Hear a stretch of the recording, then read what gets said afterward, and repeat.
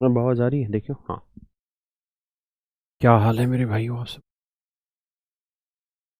कल जो पढ़े थे उसी से आगे मेरे बच्चों अब आगे पढ़ते हैं।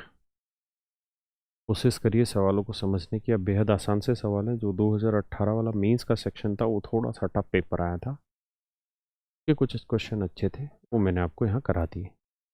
अब हम बाकी एग्जाम के क्वेश्चंस पे आ रहे हैं, तो जो क्वेश्चन थोड़ा ठीक होगा उस पर चर्चा करेंगे, जो नहीं होगा उसको छोड़ते आगे बढ़ेंगे। ठीक है। अब थोड़ा सा मैं फास्ट चीज़ों को समझाना शुरू करूंगा। आप सवाल पढ़िए, 30 सेकंड एक सवाल को टाइम देंगे पढ़ने का।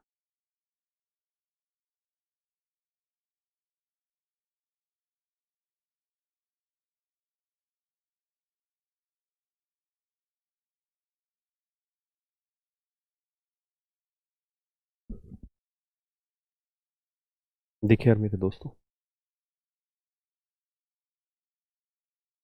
सवाल में कह रहा है भैया ये कोई ट्रायंगल है एबीसी। कह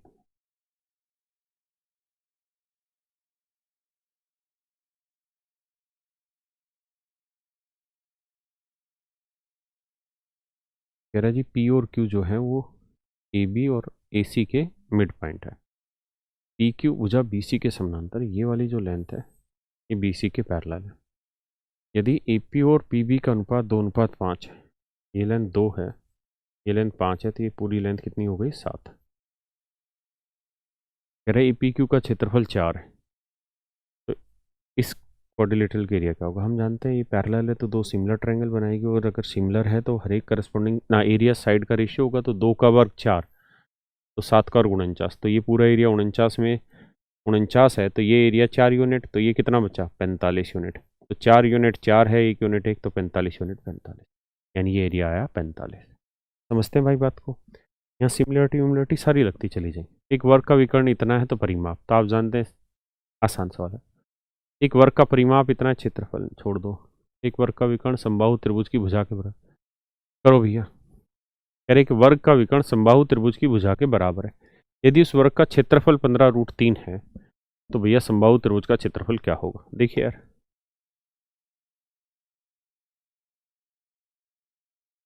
कहते हैं यदि उस वर्ग का क्षेत्रफल, स्क्वायर का एरिया यानी ए स्क्वायर जो है वो 15√3 है, तो हम जानते हैं कि यार ए की वैल्यू आ गई √15। हाँ है ना। स्क्वायर का जो डायगोनल होता है वो बेसिकली होता है √2a, तो √2 से इधर गुना कर दो, √2 से इधर, तो √2a की जो वैल्यू है वो आ जाएगी 15 दूनी 30√3। समझते हैं? पूरे पे ये आएगा उसके डायगोनल की लेंथ। अब कह रहा है कि एक वर्ग का विकर्ण समबाहु त्रिभुज की भुजा के बराबर है, यानी इक्विलेटरल ट्रायंगल की साइड की लेंथ वही है जो डी की है लेंथ है। तो कह रहा है कि समबाहु त्रिभुज का क्षेत्रफल ज्ञात करो, तो त्रिभुज का क्षेत्रफल होगा भाई क्या? √3/4 a²। ए स्क्र मतलब साइड का वर्ग, इसका वर्ग करोगे तो 30√3 आएगा। √3 को √3 से क्या? 3 3 30 90, 90 को 4 से भाग दोगे 22.5 है कहीं उत्तर? 45/2, ये मेरा आंसर है।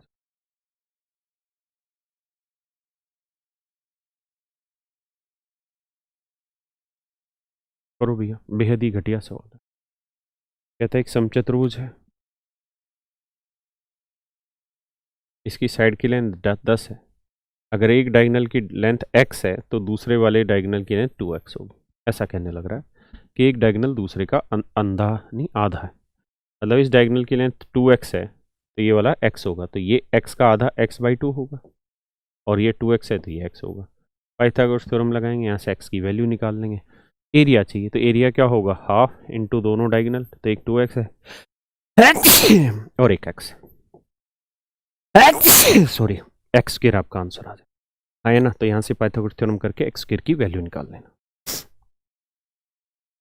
करिए यार।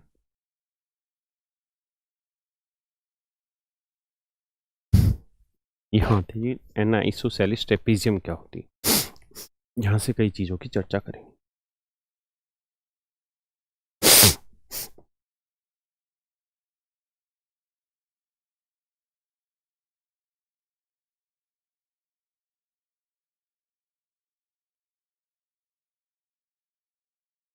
ये कहलाती है मेरे बच्चों आइसोसेलिस ट्रेपीजियम।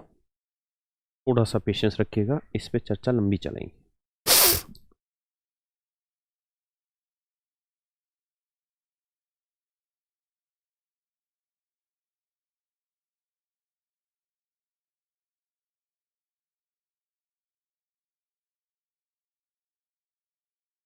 समद्विबाहु समलम चतुर्भुज।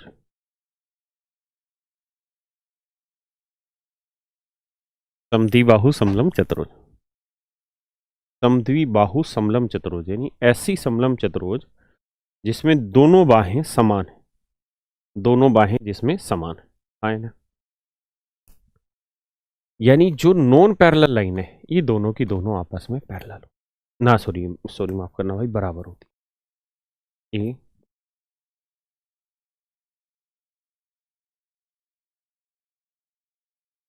यानी यहाँ पे AD जो है वो बेसिकली बराबर होती है BC के। दूसरी एक बात और कि एंगल A और एंगल B जो होते हैं वो भी आपस में बराबर होते हैं। यानी भाई ये कोण थीटा है तो ये वाला कोण भी थीटा होगा, इस बात को ध्यान। अब आप एक बात समझिए कि अगर ये आइसोसेलेस ट्रेपीजियम है और ये एंगल थीटा है और ये एंगल भी थीटा है तो ये दोनों भी बराबर होंगे, क्योंकि दो पैरेलल लाइन है, इन्हें कोई ट्रांसवर्सल लाइन काट रही है तो इन दोनों ही कोणों का जो योग होता है वो 180 होता है। तो थीटा ही 180 माइनस थीटा है ना, और ये भी मेरे बच्चों 180 माइनस थीटा। यानी आइसोसेलेस ट्रेपीजियम जो होती है उसमें हाथ वाले कोण बराबर होते हैं, A और B बराबर हैं और D और C भी बराबर है। आपने एक संबंध और भी यहाँ देख लिया क्या, कि D और C बराबर है, A और B बराबर है। क्या संबंध देख लिया? संबंध आपने ये भी देख लिया कि एंगल A जमा एंगल C बराबर 180 डिग्री भी बन रहा है और B और D भी 180 डिग्री। इस बात में कोई संदेह है? आप कहेंगे जी कोई संदेह नहीं भाई, इन दोनों कोणों का योग 180 आ रहा है, इन दोनों का 180 आ रहा है, चेक करके देख लो, है ना। और ऐसी खूबी आपने और कहाँ देखी थी कि अपोजिट एंगल का सम 180 आया? तो आप कहेंगे सर ऐसी खूबी हमने देखी थी कहाँ? हमने देखी थी कहाँ कहाँ कहाँ कहाँ कहाँ कहाँ देखी थी? साइक्लिक क्वाड्रिलेटरल में, चक्रीय चतुर्भुज में हमने ये खूबसूरती देखी थी। तो आप ये ध्यान रखिएगा कि एवरी आइसोसेलेस, जो भी स्पेलिंग हो, trapezium is also a cyclic quadrilateral, lateral.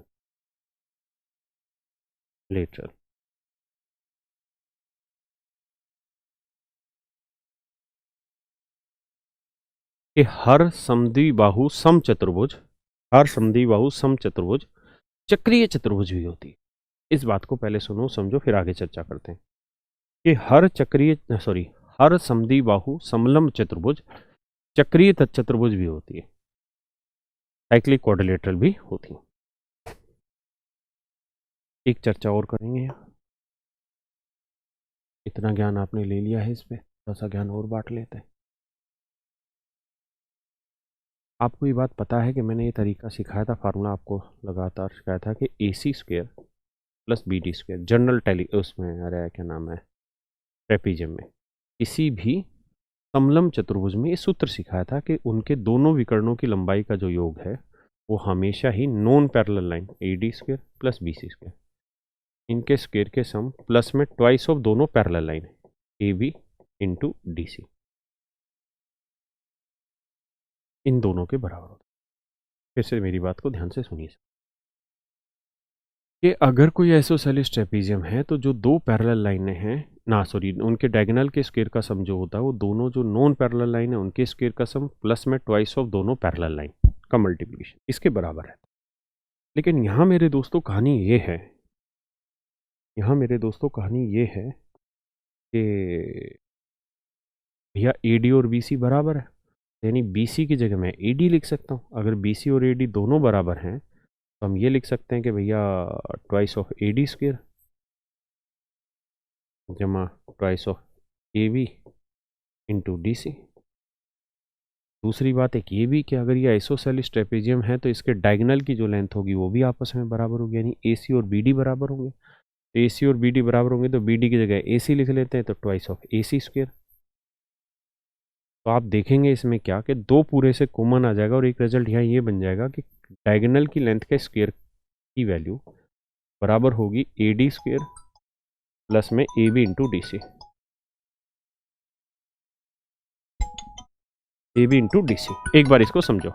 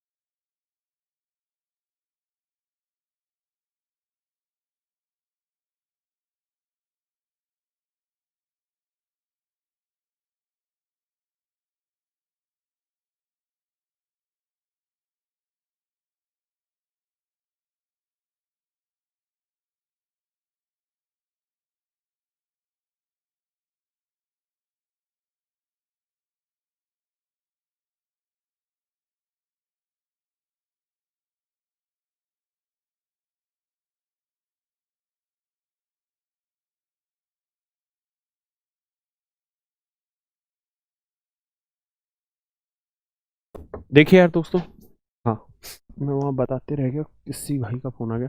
ये बात समझ गए?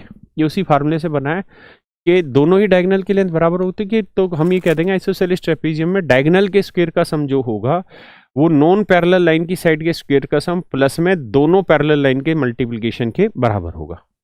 हाँ ना, ये आइसोसेलेस ट्रेपीजियम। एक बात और भी ध्यान रखना है, ये आइसोसेलेस ट्रेपीजियम है तो यहाँ से एल्टीट्यूड डालोगे ना, यहाँ से एल्टीट्यूड डालोगे तो बेसिकली कहानी ये होनी है कि ये लेंथ ए है तो ये लेंथ भी ए होगी, और ये पूरी लेंथ मान लो जितनी भी है तो उसमें से ये हटा के बाकी जो बची वो दो बराबर हिस्सों में यहाँ बट जाएगी। ये आइसोसेलेस ट्रेपीजियम में जो भी क्वेश्चन आएगा इसी भी यहाँ पे सोल्व होना है। अब सवाल पे आते हैं, यहाँ देखते हैं। कहता है इन आइसोसेलेस ट्रेपीजियम एक समद्विबाहु समलंब में अपोजिट साइड्स आर पैरेलल, विपरीत भुजाएं समानांतर होती है। ये तो बात गलत है, क्योंकि ट्रेपीजियम में अपोजिट साइड्स पैरेलल नहीं होती, क्योंकि अगर ये ट्रेपीजियम है तो केवल एक ही पेयर पैरेलल है, ये दोनों तो पैरेलल नहीं होगी ना, गलत है। अपोजिट एंगल्स आर सप्लीमेंट्री, ये बात सही है कि अपोजिट एंगल जो है वो सप्लीमेंट्री होंगे, इन दोनों को कोणों का जोड़ 180 डिग्री होगा, ये बात कहीं ना कहीं सही। Opposite sides are not equal, ये बात भी गलत है, क्योंकि ये दोनों साइडें आपस में बराबर होती हैं। हिंदी में कुछ और कह रहे हैं, विपरीत कोण समान नहीं होते। डायगोनल बाइसेक्ट अपोजिट एंगल्स, ये 1 मिनट रुक जाओ, सी ऑप्शन में देखता हूँ बुक में क्या है, पता चले। सी ही ऑप्शन का डाल रखा हो।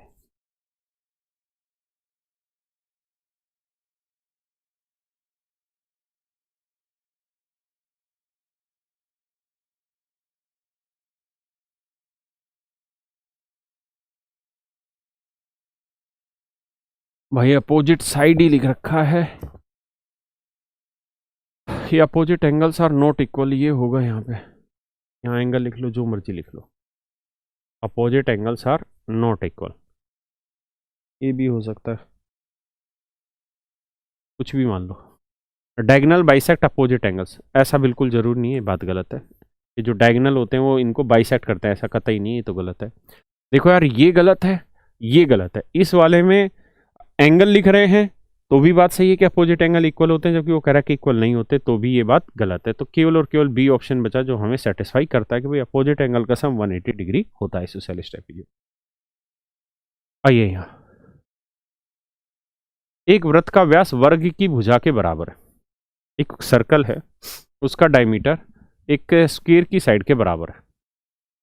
बहुत बेसिक क्वेश्चन है। तो वर्ग का क्षेत्रफल क्या है यदि वृत्त का क्षेत्रफल, देखिए यार वाहियात क्वेश्चन है। अगर ये सर्कल है और सर्कल की साइड की लेंथ ए है, तो यहाँ जो डायमीटर सर्कल बनेगा इसके अंदर, सॉरी, उसका डायमीटर ए ही होगा, यानी रेडियस a/2 होगी। अब सवाल में कह रहा है वर्ग का क्षेत्रफल क्या है यदि वृत्त का क्षेत्रफल, तो वृत्त का क्षेत्रफल पाई आर स्क्वायर होगा, पाई a स्क्वायर बाई 4 होगा, ये दे रखा है 64 पाई, तो पाई से पाई कट गया। पूछा क्या हमसे, वर्ग का, तो वर्ग का क्षेत्रफल होना भाई a स्क्वायर, तो 4 गुना 64 कर देंगे, ये हमारा आंसर आ गया। 256 मेरा आंसर है ना, 256 मेरे बच्चों मेरा आंसर आ गया।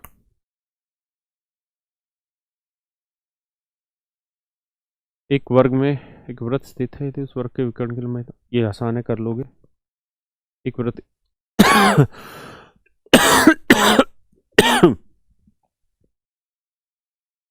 देखो यार, कह रहा है कि एक सर्कल का जो सरकमफ्रेंस है वो निकाल लोगे 2 पाई आर, वो एक इक्विलेटरल ट्रायंगल की पेरीमीटर के बराबर है, तो इसका 3a होगा, तो जो इसका पेरीमीटर है यानी सरकमफ्रेंस, वो इसके इक्वल रख देना, साइड आ जाएगी, फिर एरिया निकाल देना।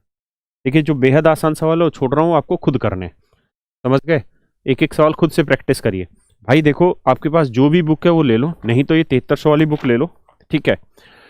इसके अंदर मेंसुरेशन 2D के 350 क्वेश्चन है। कितने क्वेश्चन है? 350, 350 के 350 रख दो। मैं जो जो इंपॉर्टेंट है मैं वो उठा रहा हूँ और मैं वो कराने लग रहा हूँ इसमें से, है ना। जो बेकार सवाल होगा मैं नहीं उठाऊंगा, तो जो इंपॉर्टेंट क्वेश्चन है वो मैं उठा के कराने लग रहा हूँ। आप सारे की प्रैक्टिस करो, आसान हो या मुश्किल कोई भी हो, सबकी प्रैक्टिस करो आप। सॉरी, आइए। कहता है रुम्बस क्या होती है? रुम्बस की कहानी अपने को पता है, ये वाली होती है। क्या कह रहा है भैया आगे, adjacent sides are not equal. कहता है एडजेसेंट आसन भुजाएं बराबर नहीं होती, गलत बात है। रुम्बस की सारी साइडें बराबर होती है। अपोजिट एंगल्स आर सप्लीमेंट्री, गलत बात है। ये सही बात है, चेक करते हैं। मान लो यार ये कोण 120 डिग्री है, तो ये कितना हो जाएगा? आप कहेंगे ये दोनों पैरेलल लाइन है, तो ये 60 होगा। और बेटा ये 60 है तो ये भी कितना होगा, क्योंकि ये दो पैरेलल लाइनें काट रही, तो इन दोनों का जोड़ भी 180, तो ये 120 होगा। तो अपोजिट एंगल सप्लीमेंट्री तो नहीं हो रहे, बराबर हो रहे हैं, यानी रुम्बस के अपोजिट एंगल बराबर होते हैं। डायगोनल बाइसेक्ट अपोजिट एंगल, बिल्कुल सही बात है। रोम्बस और स्क्वायर दोनों के डायगोनल एंगल बाइसेक्ट होते हैं, कंजुगेटिव एंगल आर इक्वल, ये गलत है। ये लगातार कोण बराबर, वो भी गलत है। कहता है in which of the following quadrilateral opposite angle are supplementary, जो विपरीत कोण है वो संपूरक कोण कहाँ होते हैं? संपूरक ना, आमने सामने के कोणों का योग 180 डिग्री। तो साइक्लिक क्वाड्रिलेटरल में ऐसा होता है, और तो कहीं है ही नहीं। चक्रीय चतुर्भुज की तो विशेषता ही होती है ना कि अपोजिट एंगल का सम 180 डिग्री होता है। कहता है रेक्टेंगल में डायगोनल्स, रेक्टेंगल में आप जानते हैं अगर ये रेक्टेंगल है बाबू तो इसके डायगोनल क्या क्या हो सकते हैं बात, diagonals are perpendicular to each other, नहीं, स्क्वायर और रोम्बस के ही डायगोनल एक दूसरे को 90 पे काटते हैं। दूसरा, डायगोनल्स आर नॉट इक्वल, ये बात गलत है क्योंकि स्क्वायर हो या रेक्टेंगल हो दोनों के डायगोनल इक्वल होते हैं।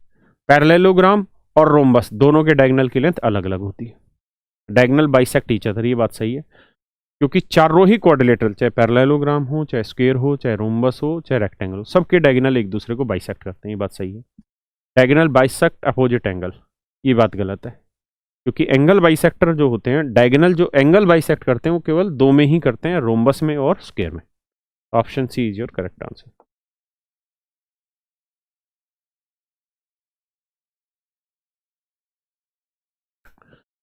कर लोगे भाई? सूरत का व्यास एक वर्ग की भुजा के बराबर है। कहता है area of equal half of the product of its diagonal, का क्षेत्रफल उसके विकर्ण के गुणनफल के आधे के बराबर है। आप जानते हैं रोम्बस का एरिया क्या लिखवाया था मैंने, रोम्बस का लिखवाया था मैंने area half into D1 into D2, मतलब दोनों डायगोनल के मल्टीप्लिकेशन का जो आधा होता है वो रोम्बस का एरिया होता है। तो रोम्बस है तो मान लेंगे, नहीं तो आगे बढ़ते हैं। Area of equal half the product of its diagonal का क्षेत्रफल किसके समान, पैरेललोग्राम का, काइट जो होती है पतंग उसका ऐसा बनता है भैया, जो काइट होती है उसका ऐसा बनता है।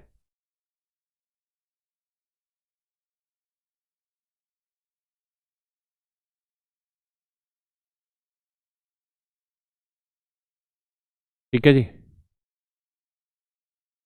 रेक्टेंगल में ऐसा नहीं होता, पैरेललोग्राम में भी ऐसा नहीं होता, साइक्लिक क्वाड्रिलेटरल में भी ऐसा नहीं होता। इसका मतलब अर्थ ये हुआ कि ऑप्शन सी जो होगा पतंग वाला वही हमारा उत्तर होगा। बड़े भैया आगे,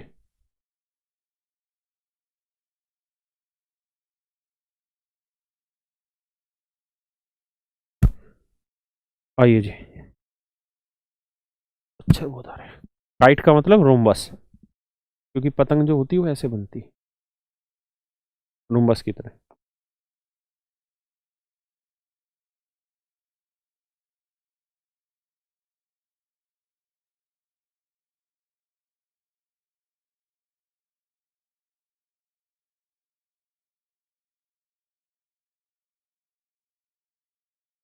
बेहद आसान सवाल है। समकोणीय षटभुज की भुजा की लंबाई क्या है यदि उसका क्षेत्रफल इतना है? देखिए यार, रेगुलर हेक्सागन का एरिया क्या होता है, 3√3/2 a² और ये दे रखा है 54√3। बेहद आसान सवाल है। √3, 3 से काटा 18, 18 दूनी 36, तो ए की वैल्यू आ गई 6। यानी रोम्बस की साइड क्या ना, इसकी हेक्सागन की साइड की लेंथ क्या होगी मेरे बच्चों, 6। मानते हैं कि नहीं? एक समलंब चतुर्भुज का क्षेत्रफल 21 वर्ग सेंटीमीटर, समानांतर भुजाओं के बीच की दूरी 3 सेंटीमीटर है। देखिए यार बेहद आसान है, area of A trapezium is they रखा है। अब कह रहा है कि समानांतर भुजाओं के बीच की दूरी 3 है, यानी हाइट दे रखी है 3। समानांतर भुजाओं में एक की लंबाई 8.3 है, दूसरे की x मान लो, तो एरिया क्या रहता है भाई ट्रेपेजियम का, half into sum of both parallel line, यानी x plus 8.3 into height between both parallel line, और ये दे रखा है 21 के। सोल्व कर दीजिए, x की वैल्यू आ जाएगी। ऑप्शन से चले जाइए। उस चाप के केंद्रीय कोण का माप क्या होगा जिसकी लंबाई इतने और वृत्त की त्रिज्या इतनी? सेक्टर दे रखा है, रेडियस दे दी, लेंथ दे दी, आर्क की निकाल दो भाई। का क्षेत्रफल इतना है, उस वृत्त की त्रिज्या बताइए जिसका क्षेत्रफल इतना है और जिससे संबंधित केंद्रीय कोण इतना है। Find the radius of a circle if the area of its sector. कहता है ये कोई सेक्टर है भैया, इस सेक्टर का एरिया दे रखा है 30.8 है और इसका जो कोण है वो 72 है। आप जानते हैं क्या कि भाई एरिया होना है सेक्टर का क्या, थीटा बटे 360 πr², और ये वैल्यू है 308 के 30.8। सोल्व करके आर की वैल्यू आ जाएगी।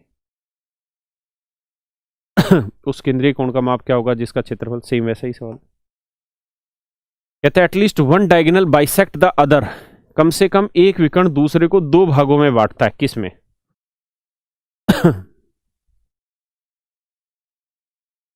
करे भैया।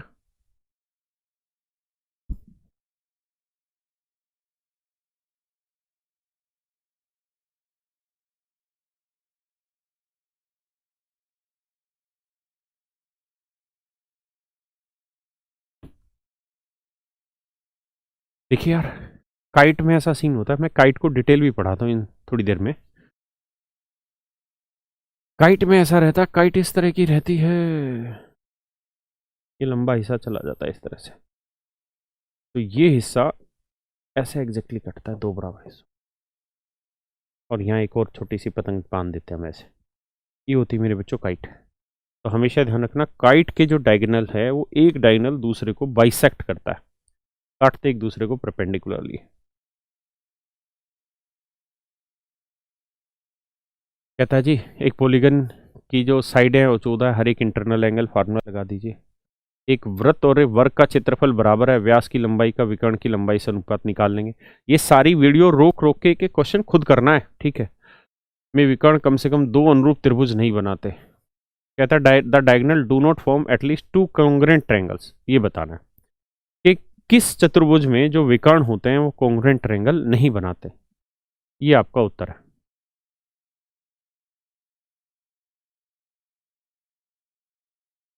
देखिए यार दोस्तों, पैरेललोग्राम लोगे, कॉन्ग्रुएंट ट्रायंगल बननी ही बननी है। रोम्बस लोगे, बनेगी बनेगी। काइट लोगे, बनेगी बनेगी। केवल ट्रेपीजियम ऐसा है कि इसमें जो डायगोनल बनेंगे तो कॉन्ग्रुएंट कभी नहीं बनाएगी। केवल ट्रेपीजियम ऐसी जिसमें डायगोनल जो हैं वो कॉन्ग्रुएंट ट्रायंगल किसी भी हालत में नहीं बनाते। सिमिलर तो बनाते हैं, ये सिमिलर हो जाती इसके, लेकिन कॉन्ग्रुएंट नहीं होती। समरूप होती, कॉन्ग्रुएंट नहीं होती। क्लियर है भाई? सिमिलर होती, कॉन्ग्रुएंट नहीं होती, इस बात का ध्यान रखिए विशेष रूप से।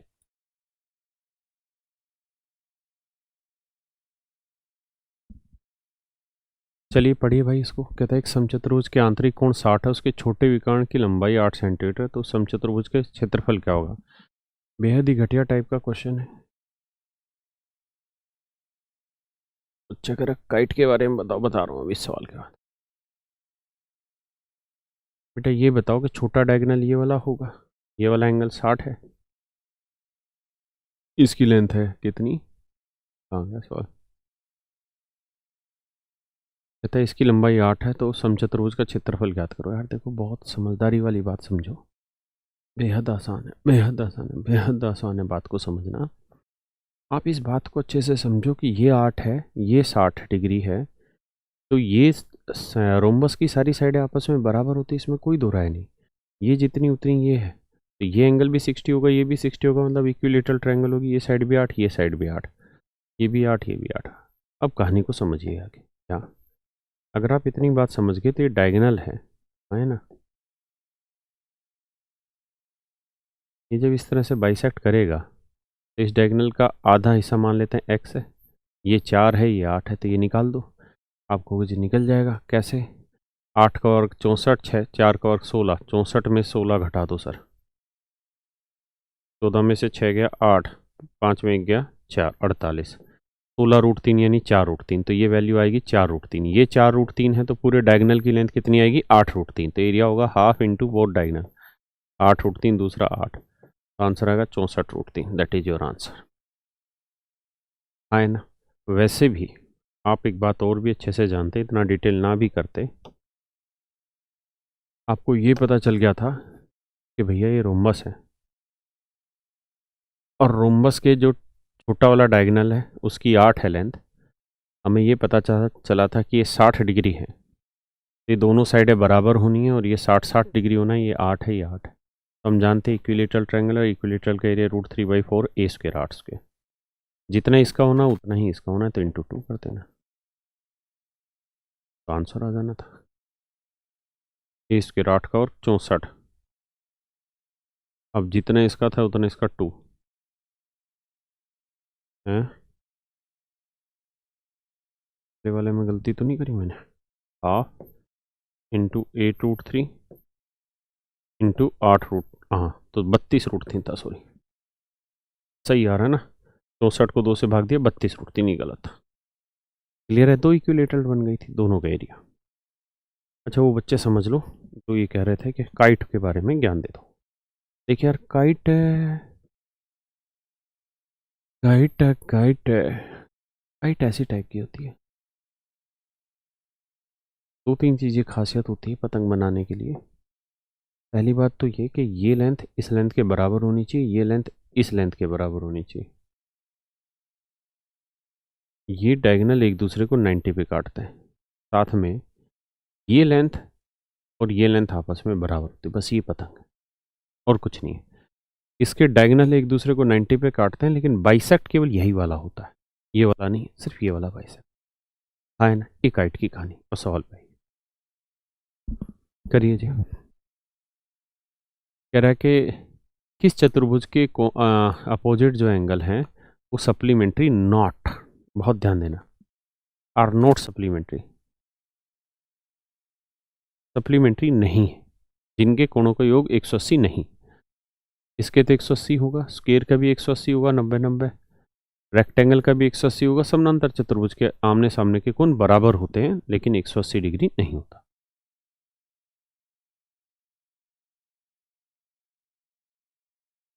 ये निकाल लेंगे, ऐसा सवाल कर चुके हैं पीछे, एक वर्त में एक वर्ग है ना, निकाल लोगे।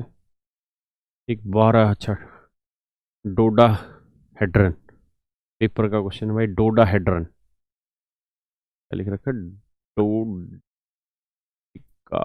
डोडिका हेड्रन, ये 30 किनारे।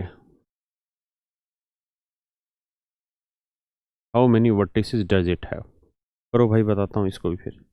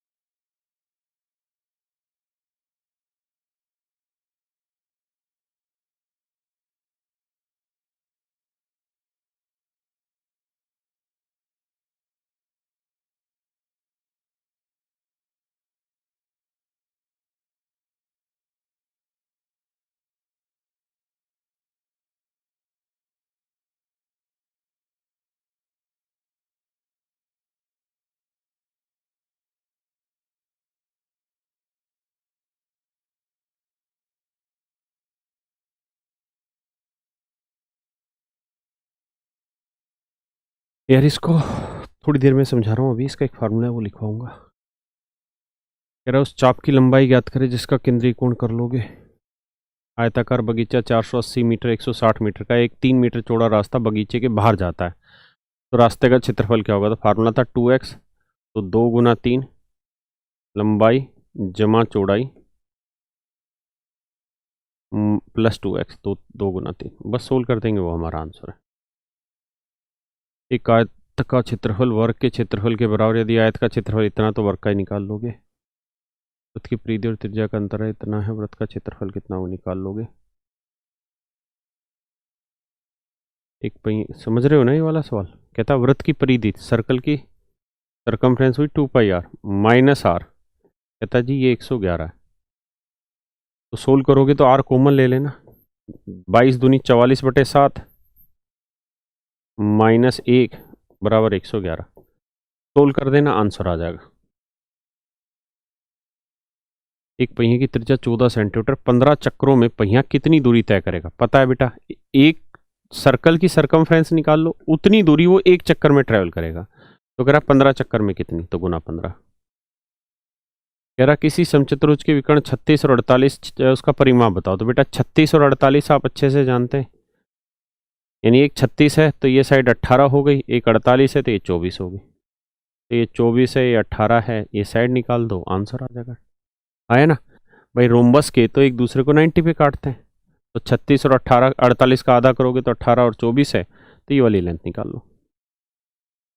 किसी समचतुर्भुज का परिमाप इतना, उसके एक विकर्ण का मान 16 है, तो दूसरे समचतुर्भुज का क्षेत्रफल बताओ। देखो यार, पेरीमीटर 40 है, इसका मतलब हर साइड की लेंथ 10-10 होगी। हाँ है ना।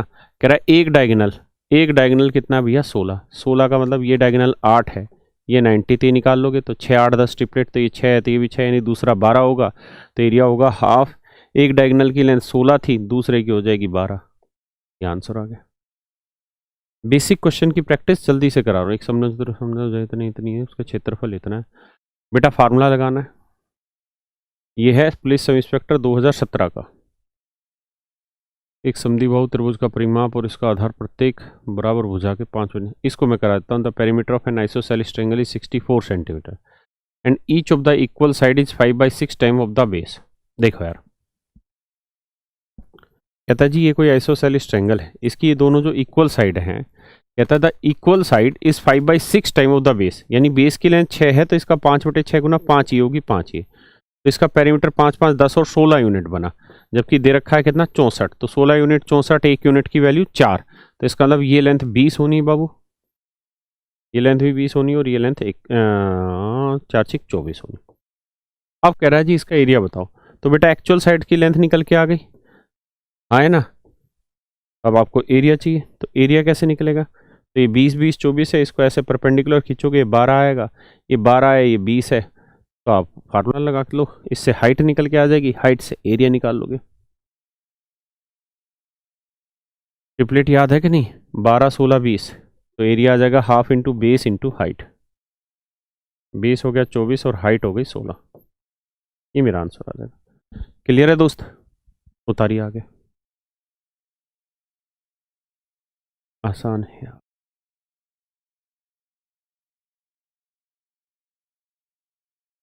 ये सवाल भाई मैं पीछे करा चुका हूँ आपको, ठीक है। क्या है, कहता 3 सर्कल हैं, CAPF में क्वेश्चन आया था, कहता 3 सर्कल, एक सर्कल ये है, एक सर्कल ये है, एक सर्कल ये। कहता है तीनों सर्कल एक दूसरे को इस तरह सेट है कि एक दूसरे को टच करते हैं, तो इन तीनों वृत्तों द्वारा घेरे गए, यानी इस वाले पोर्शन का एरिया बताना है क्या होगा। तो ये ट्रायंगल बनेगी, हाँ ना। ये इक्विलेटरल ट्रायंगल होगी, इक्विलेटरल ट्रायंगल का एरिया निकालेंगे, पूरी ट्रायंगल का एरिया निकालेंगे, पूरी ट्रायंगल के एरिया से इस सेक्टर का एरिया हटा दो, इस सेक्टर का एरिया हटा दो, इस सेक्टर का एरिया हटा दो, पूरी ट्रायंगल के एरिया से तीनों एरिया हटते ये वाला एरिया आ जाएगा सामने। क्लियर है।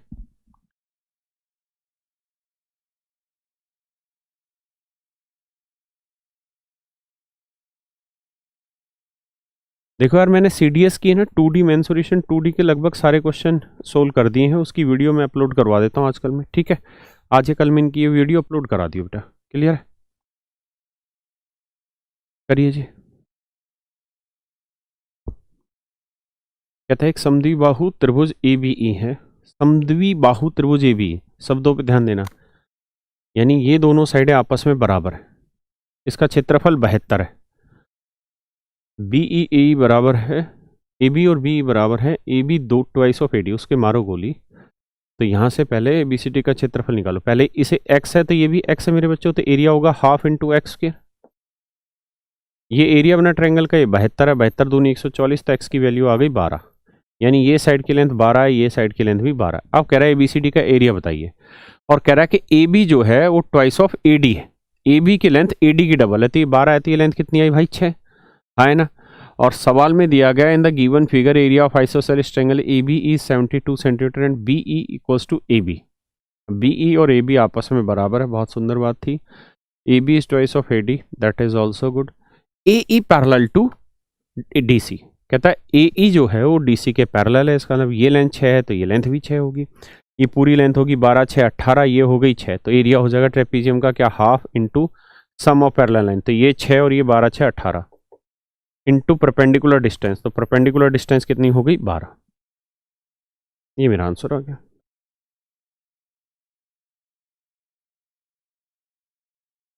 ये वही सवाल आ गया सेम।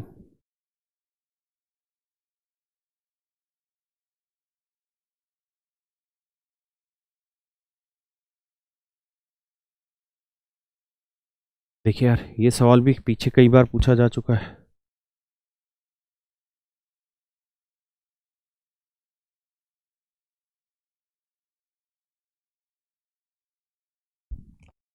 सवाल में कह रहा है जी ABC एक ट्रायंगल है।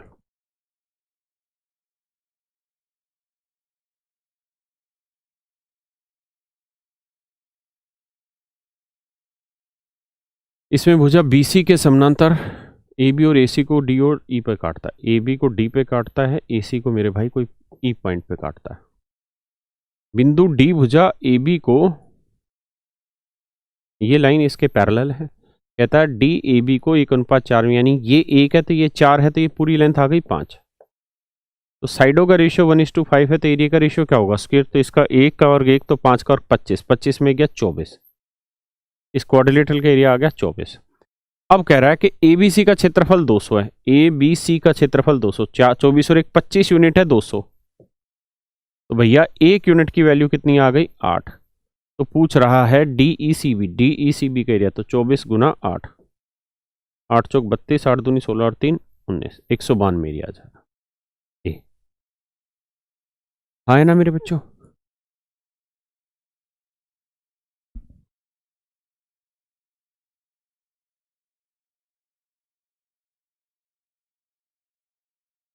आसानी से हो जाएगा बेटा। वो भी किसी समचतुर्भुज के विकर्ण 12 और तो ये भी हो जाएगा,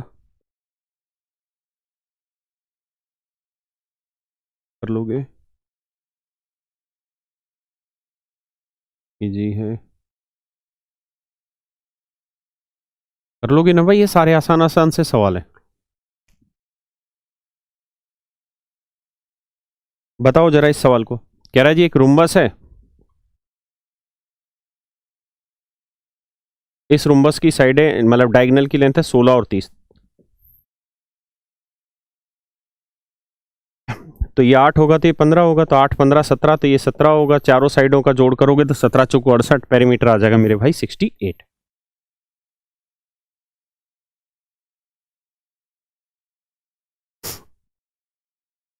कहता है इतने वर्ग सेंटीमीटर पृष्ठ क्षेत्रफल वाले गोले का व्यास ज्ञात करें, यानी पाई आर स्क्वायर की वैल्यू आपको दे रखी है, डायमीटर पूछ रहा है। ये भी वही सेम टाइप है। कह रहा है जी एक हेक्सागन के एरिया बताइए अगर साइड इतनी है, तो 3√3/2 फार्मूला। ये सवाल अच्छा करिए कोशिश। कहता है एक चतुर्भुज के 4 क्रमागत कोणों का माप 7 11 7 11 के अनुपात में चतुर्भुज क्या है।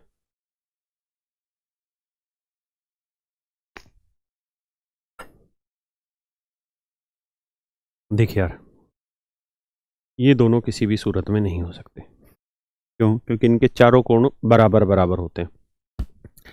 यहां से देख के आप तुरंत समझ गए कि 7 11 7 11 मतलब कोई भी क्वाड्रिलेटरल है तो उसमें ये 7 है तो ये 11 है तो ये 7 आएगा और ये 11। और ये पैरेललोग्राम की विशेषता होती है कि आमने सामने के कोण बराबर हों। तो इसका मतलब ये कुछ और नहीं, पैरेललोग्राम है।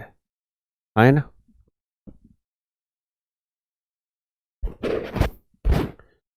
ये सवाल बहुत ज़्यादा पूछे गए थे। ये करिए जी, ABCD रेक्टेंगल है,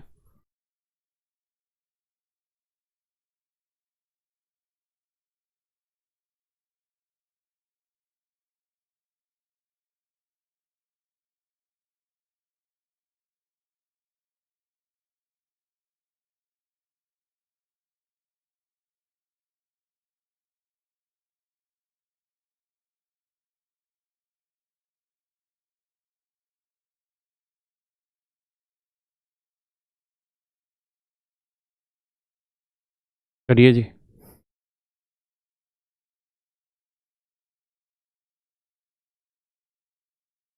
DE 60 है, DF की लेंथ है 40, तो ABCD का एरिया बताना है आपने। करो मेरे दोस्तों।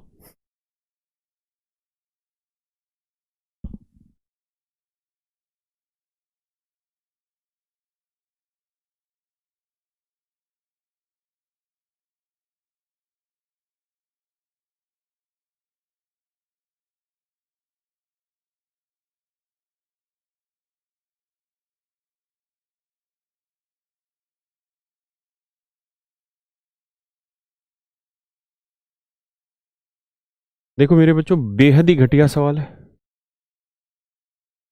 इसको इससे मिलाते हैं तो बेस हो गया 40 और हाइट हो गई 60, तो इस ट्रायंगल के एरिया बताइए DFC का। तो half into base into height 40 गुना 60, तो ये उत्तर आया 1200। अब आप एक बात अच्छे से समझते हैं क्या, कि भैया हम तुमको समझाए थे ना क्या।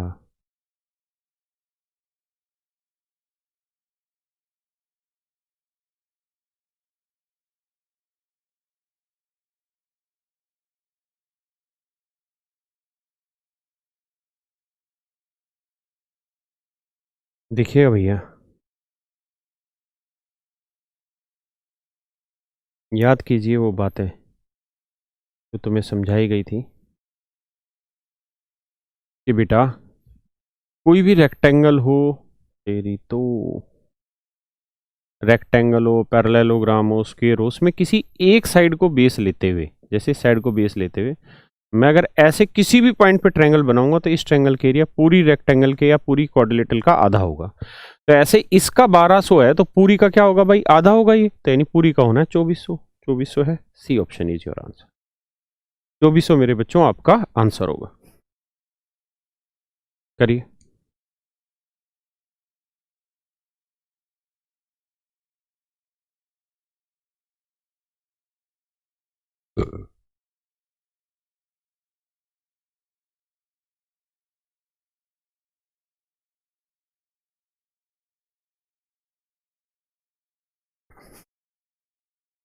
करो भाई।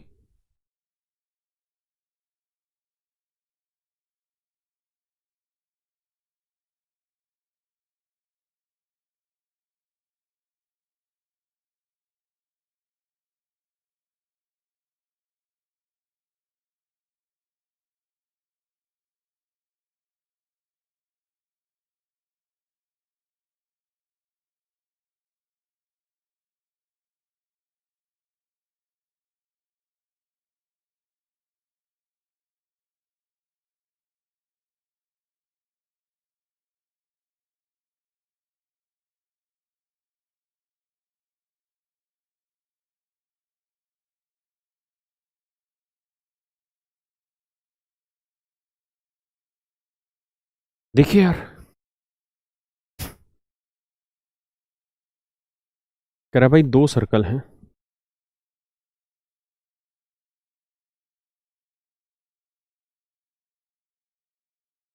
एक दूसरे को एक्सटर्नली टच करते हैं भैया ना, सॉरी इंटरनली कहीं काटते पीटते होंगे। क्लियर है। कहता है जी उनकी कॉमन कोड की जो लेंथ है वो 12 है। कॉमन कोड की लेंथ है मतलब 12, तो ये लेंथ है 12। ठीक है जी। ये सर्कल का सेंटर होगा मान लो, कहीं ना कहीं तो होना ही है। तो आप जानते हैं इसे मिलाएंगे तो ये हमेशा 90 बनाएगा, तो ये लेंथ आएगी 6, 12 का आधा 6। कहता है इस वाले सर्कल का डायमीटर है 15, अगर डायमीटर बाबू 15 है तो रेडियस 15 का आधा 15/2 होगी। अब ये 15/2, ये 6, ये कितनी होगी, तो हमें एक पता है 9 12 15 ट्रिपलेट होता है। 9 12 15 ट्रिपलेट होता है, मानते हो। तो मैं अगर सबका ही आधा कर दूं तो 9/2 12/2 15/2 ये भी ट्रिपलेट होगा। तो ये 15/2 ये 6, ये 9/2 का मतलब 4.5। तो बेटा ये 15/2 ये 6, तो इसका मतलब ये वाली वैल्यू आएगी मेरे बच्चों 4.5, मानते हैं। ऐसे इसके सेंटर से इसके सेंटर को मिलाओगे तो ये कोड है, डायमीटर 13 है तो 13 का आधा 13/2। तो आप ये देखो कि हमने 5 12 13 ट्रिपलेट पढ़ा है। अब मैं सबका आधा कर दूँ, 5/2 12/2 13/2, तो ये तो 6 आ गया, ये 13/2 आ गया, और ये 5/2 यानी 2.5। ये वैल्यू 2.5 आ गई, तो 2.5 और 4.5 कितना हो गया, 7। यही आपसे पूछा है, दोनों के सेंटर के बीच की दूरी। तो आंसर आ गया मेरे भाई 7.5। करिए जी।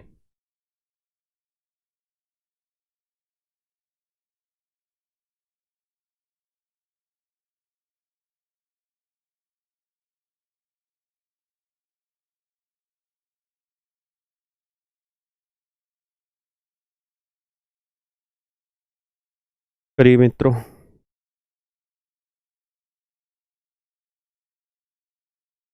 देखिए यार, स्क्वायर के डायगोनल की लेंथ √2a होती है, तो वो 9 √2 है, तो यानी स्क्वायर की साइड की लेंथ 9 होगी। कहता है जी स्क्वायर को खोल के इक्वल मतलब ट्रायंगल बनाया गया, तो भैया इसकी स्क्वायर की हर एक साइड 9 है, तो इसका पेरीमीटर क्या आया, 9 9 9 9 9 हो गया। हाँ है ना, क्या हो गया जी, 9 9 9 हो गया। अब आप कहें जी हमें ये कैसे पता कि इक्विलेटरल बना है, मान लेते हैं गोली मारो नहीं बना, ये साइड ए है, ये बी है, ये सी। लेकिन ये तो पता है ना कि जो स्क्वायर का पेरीमीटर होगा वही ट्रायंगल का होगा। तो स्क्वायर का पेरीमीटर है 36, स्क्वायर का पेरीमीटर है 36। इसका लो इस इक्विलेटरल ट्रायंगल का मतलब इस ट्रायंगल का पेरीमीटर होगा 36, हाँ है ना। तो सेमी पेरीमीटर चाहिए तो 36/2। अब आपसे क्या पूछ रहा है उस पर चर्चा करिए। वैसे मैं होता तो इक्विलेटरल ट्रायंगल मानता और आगे बढ़ जाता कि हमें उसमें कोई आपत्ति नहीं होनी चाहिए।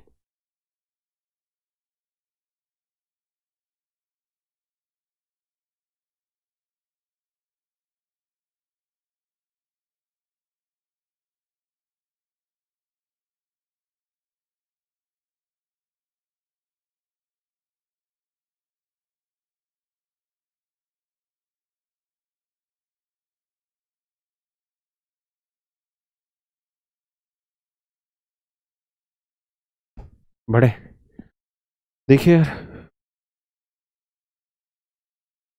मेरे हिसाब से आप इसको इक्विलेटरल मान लो, क्योंकि कुछ दे ही नहीं रखा। तो समबाहु त्रिभुज मान लो, समबाहु त्रिभुज मानोगे तो 36 को 3 बराबर हिस्सों में बांटोगे तो कितना आएगा, 12 12 12।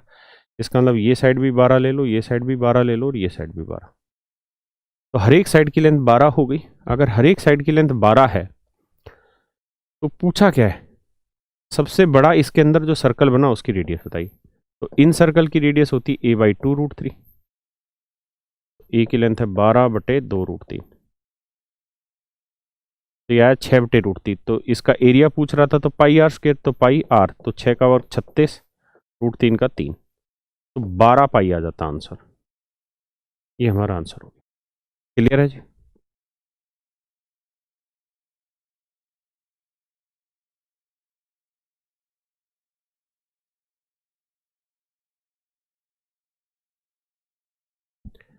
कह रहा है जी एक समचतुर्भुज का छोटा विकर्ण,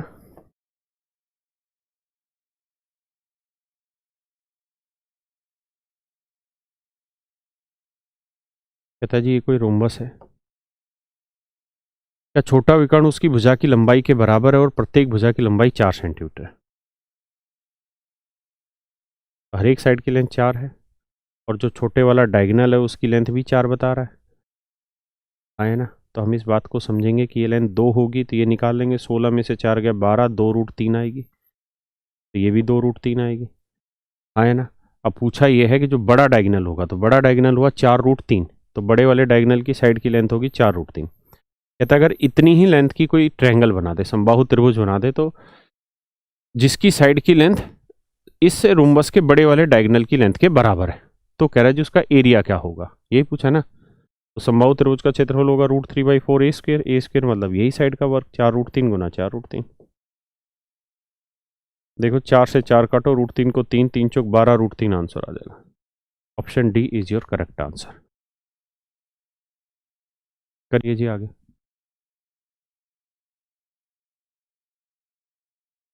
ये कर लोगे, करा दिया है वैसा ही कर लोगे। यदि किसान पास समलम आकार की जमीन है जिसके समानांतर भुजाओं की लंबाई इतनी इतनी है तथा समानांतर भुजाओं में दूरी इतनी है, जमीन को जोतने का खर्चा कर लोगे, आसान है, कैलकुलेशन नहीं है।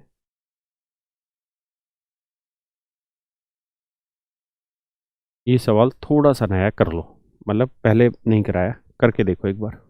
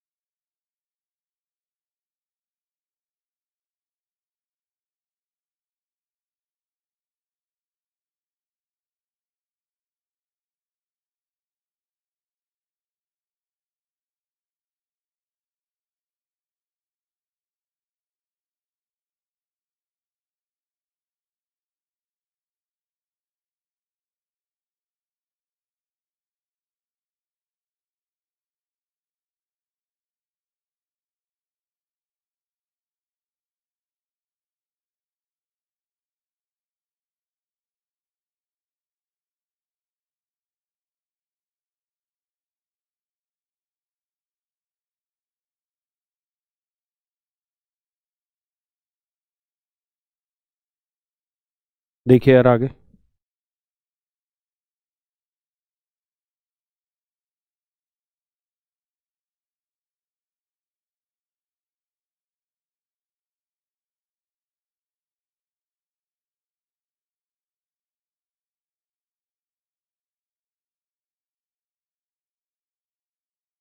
देखो यार क्या कह रहा है सवाल में, समझते हैं। कहते हैं एक समबाहु त्रिभुज की भुजा की लंबाई 8 सेंटीमीटर है।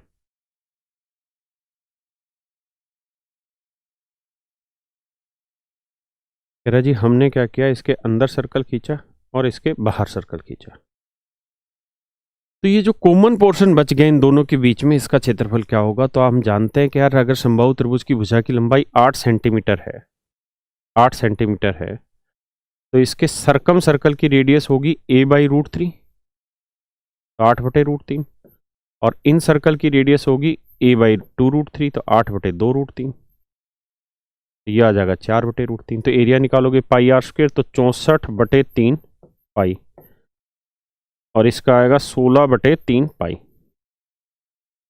माइनस करोगे बड़े से छोटा तो भैया पाई कॉमन ले लेना, पाई का मतलब 22/7 कॉमन आ गया, और 64 में से 16 गया 48/3, 48/3 मतलब 16, सोल्व कर देना, दैट इज योर आंसर। 22/7 गुना 16 आपका उत्तर आ जाएगा। ठीक है भाई।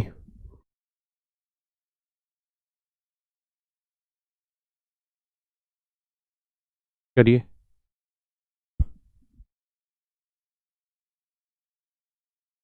कहता है एक वृत्ताकार मैदान का समतल कराने में लागत 50 पैसे प्रति वर्ग मीटर दर से इतनी आती है। तो भैया 7700 रुपये खर्चा हुआ और 50 पैसे रेट है प्रति वर्ग मीटर का, तो काट पीट मचाओगे तो एरिया निकल के आ जाएगा। 5 एकम 5 है ना, 2, 5 5 25, 2 5 20, यानी 154 वर्ग मीटर एरिया आ गया। अब 154 जैसे ही आपके देखा तो आपके कान खड़े होने चाहिए कि रेडियस कितनी है, 7। अगर रेडियस 7 है तो पेरीमीटर क्या होगा, 44। तो कहता है बाड़ लगाने की लागत 1 रुपये 20 पैसे प्रति मीटर है। तो सर्कल की सरकमफ्रेंस पे ही तो बाड़ लगाओगे, तो वो 44 है, 44 गुना 1.20, ये आंसर आ जाएगा। 100 ton ton ton ton ton हाथी, उसके चारों ओर बाड़ लगाने की लागत एक, बेटा एसी चला दे थोड़ी देर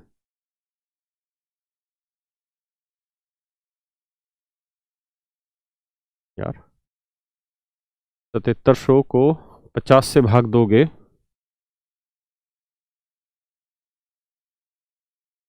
देखो 5 एकम 5, 2, 5 5 25, 5 20, ये तो ठीक है।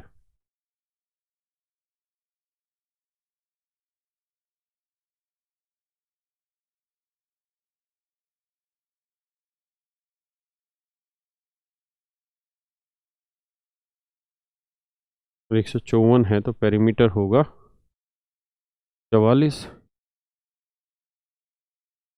कहता उसके चारों ओर बाड़ लगाने की लागत 1 रुपये 20 पैसे प्रति मीटर की दर से क्या आएगी। तो यार 44 गुना ही तो 1 रुपये 20 पैसे होगा, आंसर आ ही नहीं रहा है। एक सेकंड रुकना भाई।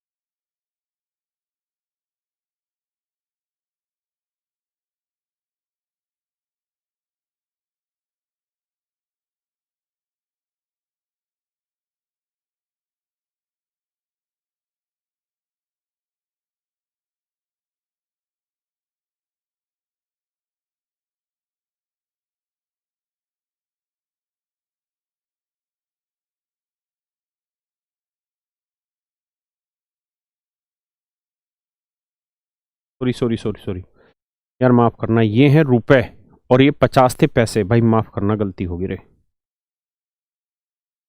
बड़ी गलती कर दी भाई, सॉरी। ये 7700 थे रुपए और 50 थे पैसे, तो कंपैरिजन नहीं कर सकते थे। तो भैया ऐसे देखो कि ये सर्कल है, कहता है इस सर्कल पे बाड़ लगानी है, ठीक है भैया। तो बाड़ लगानी है तो मतलब इसका एरिया निकालना होगा, तो एरिया होगा पाई आर स्क्वायर यानी 22/7, 22/7 इंटू आर स्क्वायर, इतना एरिया है। और कहता है हर वर्ग मीटर पे 50 पैसे का खर्चा, 50 पैसे का मतलब 1/2 रुपये का खर्चा है, और टोटल खर्चा अभी 7700 रुपये का, सॉरी।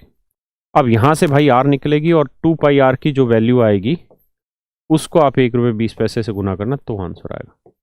मैंने 7700 रुपये को 50 पैसे से भाग दे दिया, वहां गड़बड़ कर दी थी, 1/2 से भाग देना था। कर लोगे भाई? एक बराबर वाली भुजा समद्विबाहु त्रिभुज प्रत्येक तीसरी भुजा से दोगुनी, समद्विबाहु त्रिभुज समबाहु त्रिभुज, करो भैया। In an isosceles triangle, the length of each equal side is twice the length of third side. The ratio of area of the isosceles triangle and an equilateral triangle with the same perimeter. देखिए यार क्या कह रहा है सवाल में, ऐसे कह रहा है कि यार हमने कोई आइसोसेलेस ट्रायंगल बनाई, तो इसमें प्रत्येक बराबर वाली भुजा तीसरी भुजा से दोगुनी, यानी ये साइड 1 है तो ये 2 है, ये 2, ऐसा कहने लग रहा है। और कह रहा है एक समबाहु त्रिभुज है और एक समद्विबाहु त्रिभुज है, दोनों का पेरीमीटर सेम है। एक इक्विलेटरल ट्रायंगल बनाते हैं, 2 2 4 और एक 5, 5 को 3 हिस्सों में बांट नहीं पाएंगे, तो करो क्या, 5 दूनी 10 भी नहीं बटेगा, 3 ले लो, इसे 3 ले लो, तो ये डबल 6 होगी, ये डबल 6 होगी, कोई बुराई है नहीं। तो 6 6 12 और 3 15, 15 को 3 बराबर भागों में बांटोगे तो 5 5 5, क्योंकि इक्विलेटरल ट्रायंगल है, एरिया सेम आना है। अब आप एक बात बताओ, अब मैं इसका एरिया जानना चाहूँ तो ये 6 है, ये 3 है, ये निकाल देंगे। तो ये 6 है तो ये 3/2 होगी, तो ये वाली निकाल देंगे एल्टीट्यूड। कैसे निकलेगा भाई, 6 का वर्ग 36 है ना, और ये 9/4, तो 36 चौके 144, 144 में से 9 घटाएंगे तो ये आएगा 135/4। 135 को हम लिख सकते हैं क्या भैया, 45 तिये, तो 9 27 पांजे, मतलब 9 लिख सकते हैं ना, तो 9 9 का 3√15, ठीक है जी। ये हाइट आ गई, तो एरिया आ जाएगा इसका क्या, हाफ, बेस हो गया 3 और हाइट हो गई 3√15, जबकि इक्विलेटरल ट्रायंगल के एरिया आ जाएगा √3/4 ए स्क्वायर, यानी 5 का वर्ग 25। अब बैठाते जी सेटिंग, 2 दूनी 4 है ना। अब देखो यार और तो कुछ कट रहा है भाई, यहाँ 3 है, यहाँ √3 है, आप चाहो तो √3 तो काट सकते हो, क्योंकि √15 के अंदर √3 भी है और √5 भी है भाई, ध्यान देना। ये था 3 गुना 3√15, √15 को लिख देते हैं √3 गुना √5 आपको समझाने के लिए, और यहाँ अनुपात में √3 गुना 25, 25 यानी 5 गुना 5। अब देखते हैं जी कैसे रेशियो दे रहा है। तो देखो भाई, √3 से √3 कटा, तो 9√5/25। अब ऐसे नहीं दे रहा वो, अच्छा नीचे का 2 छूट गया था क्या, हाँ तो 2 छूट गया, तो 2 से गुना कर देंगे इधर, तो ये आएगा 3 3 9 दूनी 18, 18√5 अनुपात 25। या तो ये आंसर होगा या फिर √5 से काट सकते हैं, वैसे आंसर बैठेगा। गलती कहाँ कर रहे हैं,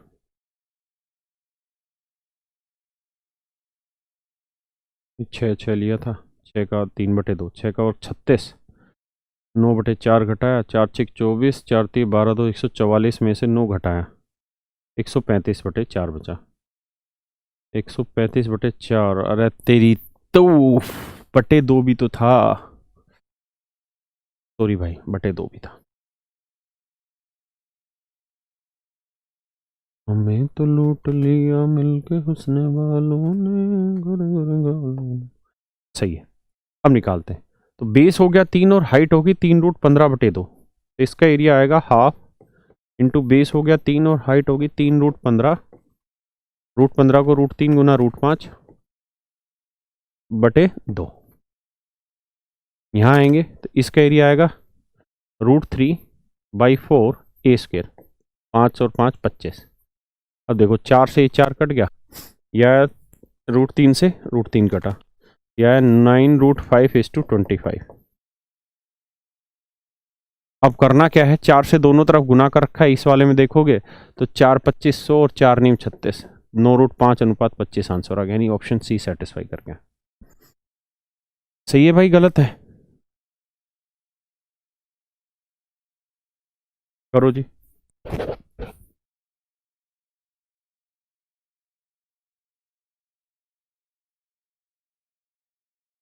ये मैं करा चुका हूँ आपको पहले से, टैटू का, आसान है, कर लोगे। कह रहा भाई किसी त्रिभुज की भुजाओं की लंबाई का अनुपात 1:2, 1:3, 1:4, सबको 4 थी, 12 से गुना कर दो, 12 12 12, तो ये आ जाएगी 6 साइड, ये आ जाएगी 4 साइड, और ये आ जाएगी 3 साइड। कह रहा पेरीमीटर इतना, 6 4 10 3 13, 13 यूनिट 104 है, तो 1 यूनिट की वैल्यू 8, तो ये साइड 48 होगी, ये साइड 32 होगी, और ये साइड 24 होगी। पूछा क्या है, लंबी भुजा बताइए, तो लंबी भुजा 48 हो जाएगी। दो सेकेंडरी वृत्तों की त्रिज्या इतनी इतनी, इन वृत्तों की परिसीमाओं द्वारा परिबद्ध की बंद आकृति का, यानी ये बड़ा सर्कल है, इसमें छोटा सर्कल घटा दो तो ये वाला एरिया आ जाएगा। एक वर्ग और एक समषष्टभुज इस प्रकार बनाए गए कि वर्ग और षटभुज के सभी शीर्ष 8 सेंटीमीटर त्रिज्या वाले वृत्त पर हैं, तो वर्ग और षटभुज के क्षेत्रफलों का अनुपात ज्ञात करो। ये भी सीजीएल टायर 2 2016 का पेपर है।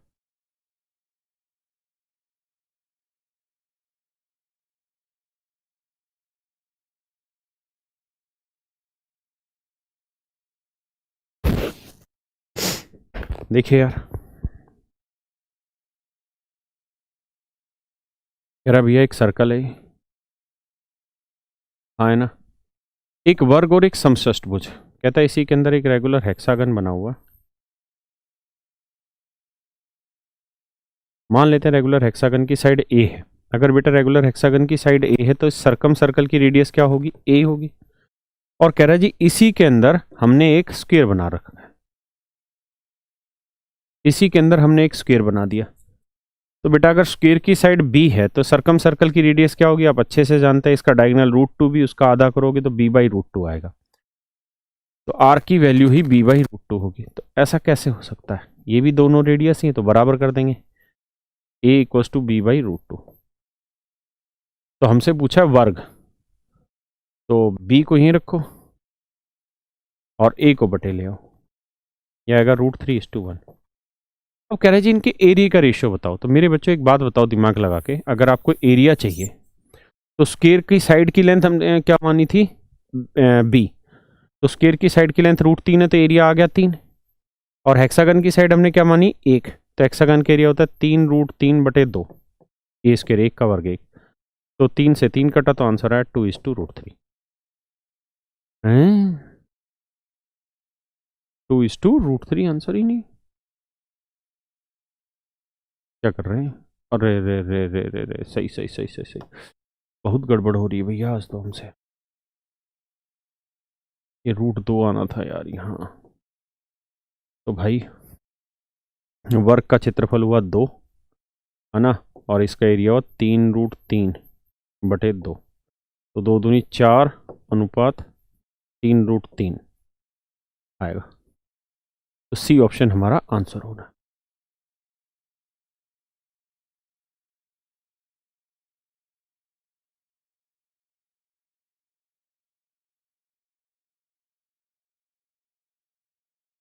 देखिए यार ये सवाल भी आप कर चुके हैं, ये इस तरीके का क्वेश्चन है, कहता है भाई एक सर्कल है ना, आप कह रहा था इसके अंदर बराबर त्रिज्या वाले इस प्रकार खींचे गए कि किसी वृत्त के चारों कोनों पर, 4 बराबर त्रिज्या वाले वृत्त इस प्रकार खींचे गए कि प्रत्येक वृत्त दूसरे 2 वृत्तों को स्पर्श करता है। ठीक है, तो कहता है जी इसमें 4 सर्कल खींचे गए हैं, इसको सेंटर लेते हुए एक सर्कल यहाँ खींच दिया, समझ गए, एक सर्कल यहाँ खींच दिया, थोड़ा और बड़ा कर लीजिए, एक सर्कल यहाँ खींच दिया भैया, ठीक है, एक सर्कल यहाँ खींच दिया,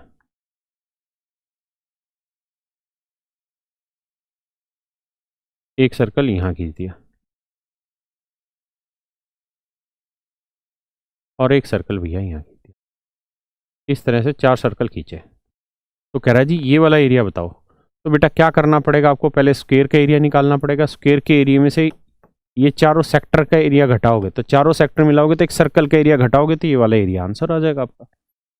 हाँ है ना।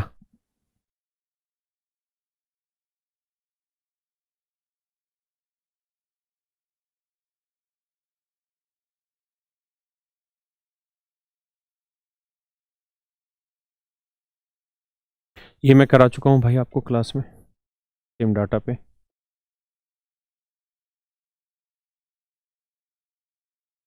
ये भी कर लेंगे।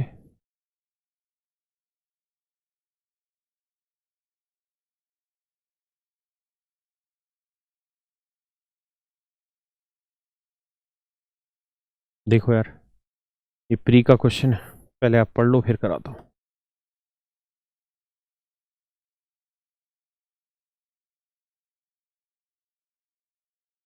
सवाल में कह रहा है कि त्रिज्या y वाले वृत्त का क्षेत्रफल w, the area of the circle with radius y is w, area of the bigger circle with radius y and that the smaller circle with radius x।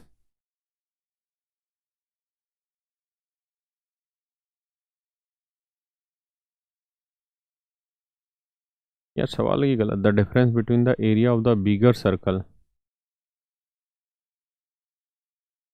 Radius with radius y and that of the smaller circle with radius x is w। ये सवाल गलत लग रहा है भैया। यहाँ देखो, हाँ w डैश, फिर ठीक है, फिर सही है। देखो यार, एक सर्कल है, इसकी रेडियस है भैया y। अगर इस सर्कल की रेडियस y है तो इसका एरिया हुआ पाई, या इसकी रेडियस y है ना, रेडियस y, ठीक है y है तो इसका एरिया हुआ पाई वाई स्क्वायर, जो कि किसके बराबर है, w के। अब कह रहा है कि एक और सर्कल है जिसकी रेडियस x है, जिसकी रेडियस x है, तो इन दोनों का एरिया, तो यानी pi y square pi minus x pi x square, इनका जो डिफरेंस है एरिया का वो w डैश है, ऐसे ही कह रहा है। तो x बाई वाई की वैल्यू आपसे पूछ रहा है क्या होगी, है ना। तो देखो यार, पाई वाई स्क्वायर की वैल्यू हम यहां से निकालते हैं, एक बार पढ़ो इतना फिर बताता हूं।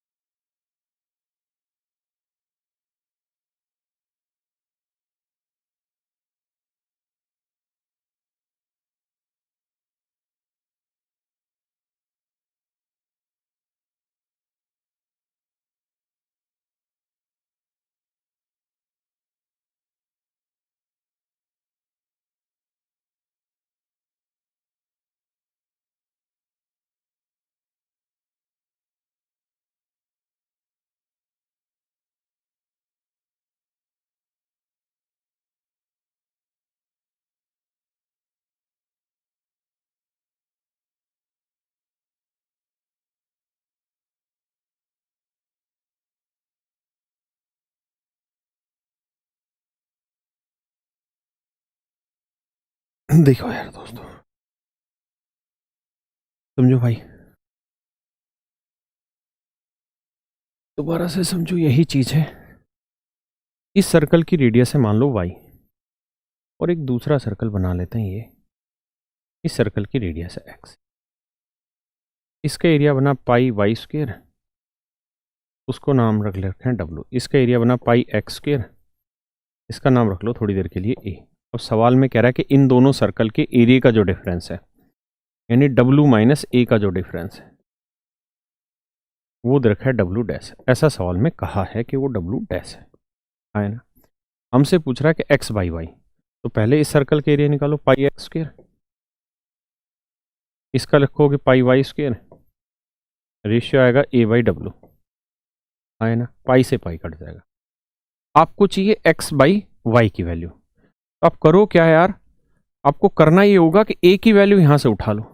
a की वैल्यू क्या आ जाएगी, w डैश माइनस डब्लू, ना गलत लिख दिया, a उधर ले जाओगे तो तेरी तो a की वैल्यू आ जाएगी w माइनस डब्लू डैश, मानते हैं कि नहीं। a की वैल्यू आ जाएगी w माइनस डब्लू डैश, इस a की जगह रख देते हैं w माइनस डब्लू डैश बटे w। आप देखोगे कि यार x बाई वाई का होल स्क्वायर, w को w के बटे लिखोगे तो 1 आ जाएगा, और इसके बटे लिखोगे तो w डैश बटे w। अब मैं चाहूं यहां से तो ये स्क्वायर हटा सकता हूं, है ना। अगर मैं चाहूं तो ये स्क्वायर हटा दूं, स्क्वायर हटा दें तो ये स्क्वायर रूट यहाँ से हट के यहाँ लग जाएगा स्क्वायर रूट, और यही आपसे पूछा कि x बाई वाई की वैल्यू क्या है, तो w डैश बटे वाई, ये वाला आपका आंसर आ जाएगा, है ना। ये मेरे बच्चों आपका क्या आ जाएगा आंसर, पक्का बढ़ा जाएगा।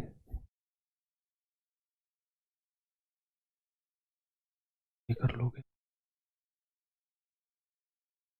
एक आयत जिसकी एक भुजा 4 सेंटीमीटर है, किसी 2.5 सेंटीमीटर त्रिज्या वाले वृत्त में आयत का क्षेत्रफल क्या होगा। तो आप अच्छे से जानते हैं कि अगर हम कोई सर्कल बनाएं और अगर इस सर्कल में हम कोई रेक्टेंगल ड्रॉ कर लें, इस तरीके से कोई रेक्टेंगल ड्रॉ कर दें, तो कह रहा है जी एक साइड की लेंथ 4 है, तो ये साइड की लेंथ 4 है, रेडियस 2.5 है, तो डायगोनल हो गया 5, तो ये 5 है, ये 4 है, तो ये साइड होगी 3, तो एरिया निकल जाएगा लेंथ इंटू ब्रेड, 3 चौक 12। एक वर्ग और एक आयत की परिधि बराबर है। कहता है जी वर्ग और आयत दोनों का परिमाप बराबर, उनके क्षेत्रफल a वर्ग मीटर और b वर्ग मीटर है, तो कौन सा कथन इनमें से सही होगा। अच्छा क्वेश्चन है, करो, है बेहद आसान।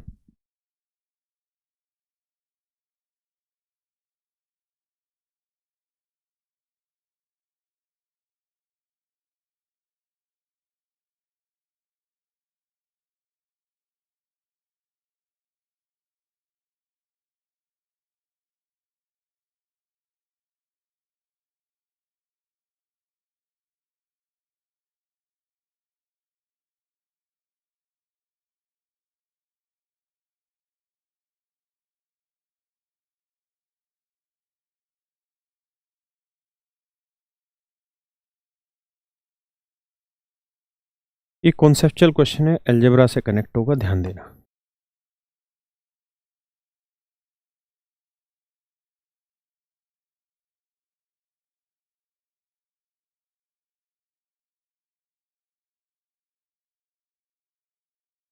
ये लेंथ है a और ये लेंथ है मान लो b, ठीक है। ये रेक्टेंगल थी और ये था स्क्वायर।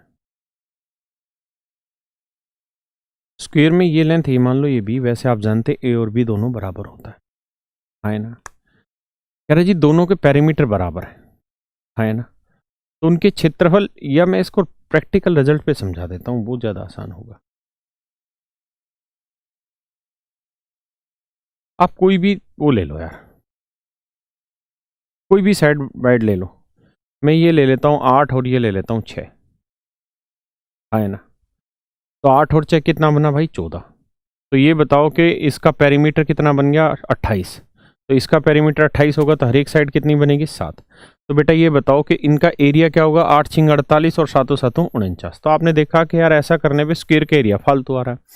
जब भी रेक्टेंगल और स्क्वायर दोनों का पेरीमीटर बराबर होगा तो एरिया हमेशा ही स्क्वायर का फालतू आता है, एरिया हमेशा ही स्क्वायर का फालतू आता है। कारण क्या है कि a इंटू बी मैक्सिमम तभी बनता है जब ए और बी दोनों बराबर हो, अलजेब्रा में पढ़ा था ना कि इफ ए प्लस बी इतना है तो बताइए ए इंटू बी की मैक्सिमम वैल्यू क्या होगी। सच मायने में देखोगे तो ए इंटू बी है, इसकी भी साइड ए है तो ए इंटू ए, तो तभी मैक्सिमम हो पाती है जब ए और बी दोनों बराबर हों। और स्क्वायर में क्या होता है, लेंथ ब्रेड्थ बराबर हो जाती है, इसलिए ए इंटू बी मैक्सिमम आ जाता है। तो हमेशा स्क्वायर का एरिया ज्यादा होगा, रेक्टेंगल का कम।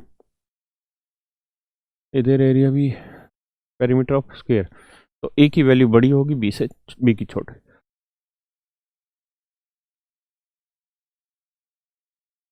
कर लोगे भाई? कह रहा जी आयत का क्षेत्रफल 60 वर्ग सेंटीमीटर, यानी लेंथ इंटू ब्रेड 60 है और उसका पेरीमीटर, तो twice of L plus B है 34 बेटा, तो एल प्लस बी आ गई 17, और एरिया होता है लेंथ इंटू ब्रेड, तो वो दे रखा है 60। तो कहता है जिसके डायगोनल की लेंथ बताओ क्या होगी। यार देखो, या तो आप एल और बी की ऐसी वैल्यू निकाल लो जिन्हें जोड़ें तो 17 है और जिन्हें गुना करें तो 60 है, पहले तो यही सोच लो।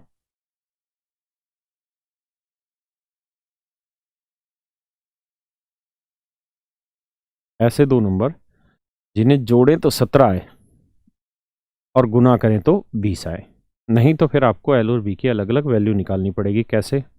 आप निकाल लो एल माइनस बी का होल स्क्वायर क्या होता है, ये होता है जी एल प्लस बी का whole square minus 2ab 2lb।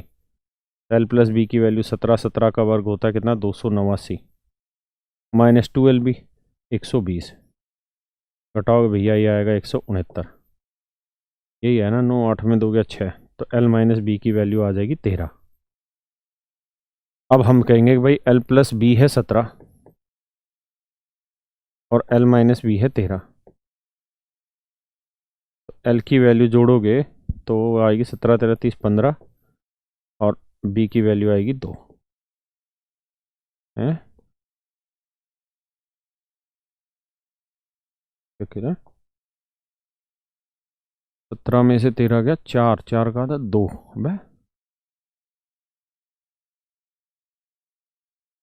कहाँ गड़बड़ कर रहा हूँ मैं, क्षेत्रफल इतना है। ओहो हो, फार्मूला ही गलत लगा दिया यार, आज तो कुछ हो रहा है भाई कैलकुलेशन में। यहाँ है ना -4lb, -4lb सॉरी, तो इसकी वैल्यू 289, ये 240 आएगा भाई, 289 में से 240 गया 49, 49 का वर्गमूल 7, तो ये वैल्यू आएगी 7, ये वैल्यू आएगी 7। तो 17 और 7 24 का आधा 12, 17 में 7 गया 10 का आधा 5, 12 और 5। हम ये चीज़ें छोटी थी वैसे ही सोच रहे थे, 12 पंजे 60, 12 5 17 सेटिस्फाई हो रहा है। तो अब बेटा ये रेक्टेंगल है, ये लेंथ है 12, ये लेंथ है 5, कहता है जी डायगोनल की लेंथ बताओ, निकाल देंगे पाइथागोरस से, 5 12 13, बड़े बड़े कर लोगे। चलिए करिए इसको, फिर मैं बताता हूँ।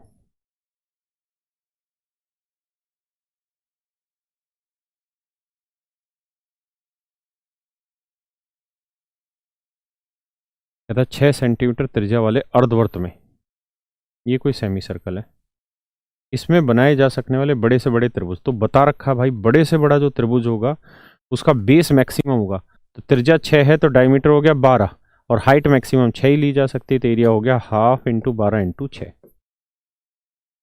भाई मैक्सिमम एरिया के ट्रायंगल चाहिए तो उसका बेस भी मैक्सिमम चाहिए, तो सेमी सर्कल में बेस 12 से बड़ा तो हो ही नहीं सकता, और हाइट 6 से बड़ी नहीं हो सकती क्योंकि रेडियस 6 हाँ है ना। चलिए मेरे बच्चों आज इतना ही रखते हैं, बाकी फिर अगली क्लास में देखेंगे।